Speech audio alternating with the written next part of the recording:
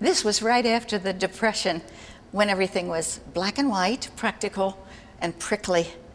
One day, I took the streetcar all by myself to the Cincinnati Art Museum, and when I opened the magnificent doors, I saw light and color and space. And I took the classes, and those classes changed my life. They made me free.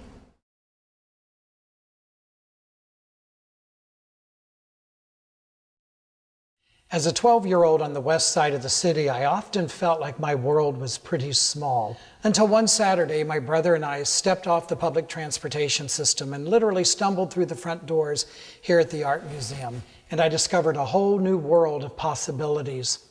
Our visit soon became fairly regular to this secret escape. I sometimes worried that I didn't belong here, but I soon came to understand that not only did I belong, I was welcomed here. I was a real New Yorker. For me, the civilized world ended at the Hudson River. And then I discovered we were moving to Cincinnati. I couldn't even find it on the map. But a dear friend of mine gave me, as a going-away present, a membership to the Cincinnati Art Museum, and that made all the difference. When I came here, it was so exciting, and I love Cincinnati. And now my New York friends all envy me.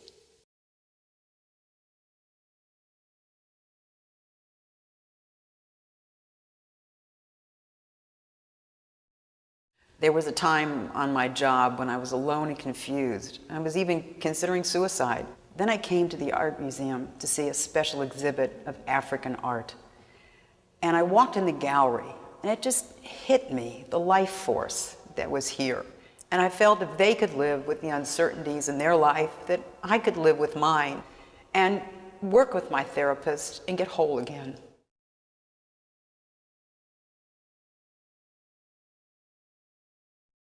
When I was a little girl, I lived with my grandmother, who was an immigrant from England. She always sort of felt like a fish out of water here in Cincinnati. Because my grandpa worked nights, we'd have to be quiet during the day, so Grandma would take us on expeditions, one of which was here to the Cincinnati Art Museum. Well, because Grandma didn't drive and money was tight, this entailed a very long walk up a very steep hill on very hot summer days. Once we got here, we were so happy. We'd wander through the galleries with our grandma, and she felt totally at home.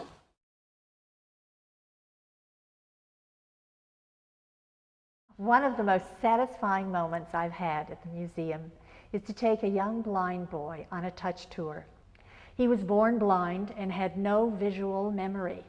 We started in the ancient world and we ended up here in the contemporary gallery. During the tour, his enthusiasm, his excitement, his intelligence just gave me an insight I'd never had before. And when we were finished, I saw things I'd never seen before. As a docent at the Cincinnati Art Museum, you never know what to expect. One day I was touring a group of 5th grade students, and one little boy raises his hand and says, "Mrs. Thomas, when are we going to see the naked ladies?" And I said to him, "They're not called naked ladies, they're called nudes, and we're not seeing them today." As we proceed on with the tour, the same little boy becomes very excited, and he raises his hand again, and he says, "Mrs. Thomas, when are we going to see the nudes? I came here to see the nudes. When are we going to see them?" I've been a docent for about 4 years now, and the hardest people to tour are the high school students. They come in and they're so blasé, they're so sophisticated, they know everything. There'll be 2 girls over at the side talking to one another, and you're sure they're talking about you. Now they're text messaging each other from one end of the group to the other, and there'll be this guy that you swear is totally uninterested and then suddenly comes out with the most amazing insight. It's as if in spite of themselves, they're drawn into the art. You would not believe this party. People of all age groups were there socializing with one another, particularly the younger working class of Cincinnati. The music, the food, the dancing, the drinking were great. And the people were certainly dressed to impress. And a lot of the friendships that I established at that party, I maintain to this very day. And that was just the first party that I went to at the Cincinnati Art Museum.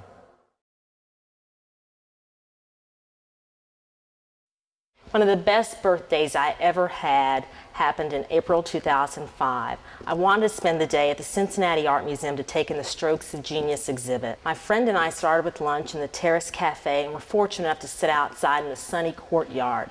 After viewing the beautiful exhibit, we sat down on one of the velvet benches. At the same time, there was a gospel choir singing in the Great Hall, and all these wonderful spirituals were filling up the Great Hall and just bellowing upstairs, and it was truly inspiring.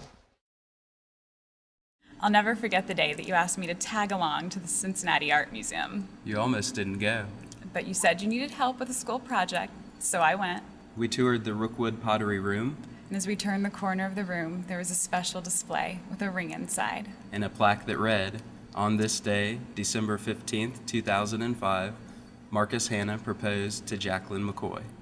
And you took the ring out, and you got down on one knee, and you asked if I'd marry you. And you said Yes. One day, my wife and I took our 2-year-old son to the art museum. He was absolutely fascinated with this statue of an Indian riding a pony about to launch an arrow. We must have lost track of him just for a moment, enough time for him to actually produce the tip of the arrow to my wife and I. We were absolutely mortified. We placed the tip of the arrow here at the base of the statue and quickly left the museum. Since then, we've always left a few extra dollars in the donation box.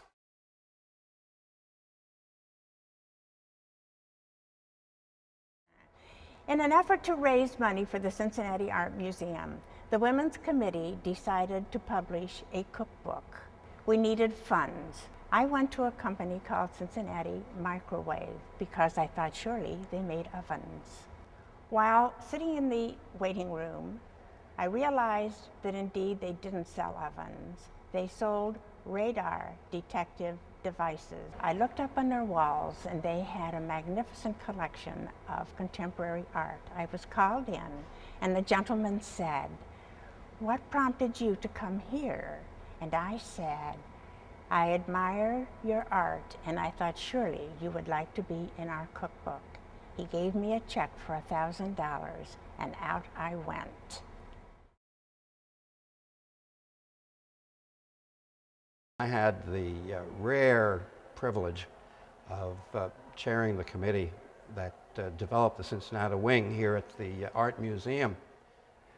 Its completion coincided with our 50th wedding anniversary, and our children wanted to commemorate this in some way that would be very meaningful. And what better way to do it than to hold a 50th wedding anniversary party at the Art Museum? And we absolutely transformed the museum that night. Makes me smile to think about it.